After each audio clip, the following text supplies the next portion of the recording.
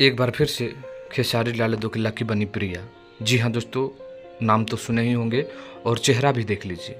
यही वो चेहरा है जो काफ़ी वायरल हुआ था पिछले कुछ दिन पहले, और इससे खेसारी लाल यादव ने भी बात किया और वो गाना बहुत ही जल्द आने वाला है। लेकिन रुकिए, एक और गाने को इस लड़की ने यानी इस कलाकार ने वायरल कर दिया है, सैया जी हमार, जिस गाने को आदिशक्ति फिल्म में रिलीज़ किया था और पवन पांडे ने इस गाने को लिखे थे, जिसमें वीडियो में खेसारी लाल यादव और चांदनी सिंह दिखाई दिए थे। ये गाना 11 नंबर के ट्रेंडिंग पेज पर आ चुका है इंस्टाग्राम पर। बहुत पहले यानी 7 साल 8 साल पहले ये गाना आया हुआ था, और इस गाने पे एक छोटा सा रील बनाकर जब इंस्टाग्राम पर ये लड़की, जिसका नाम है प्रिया सोहानी, ने डाला, गजब तरीके से वायरल हुआ। और इस तरह वायरल हुआ कि मिलियन मिलियन लोगों ने देखा, और ये गाना एक बार फिर से ट्रेंडिंग में आ चुका है।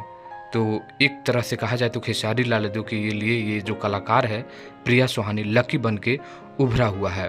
तो आपके क्या कहना है इसके बारे में, कमेंट करिए, लाइक करिए, शेयर करिए।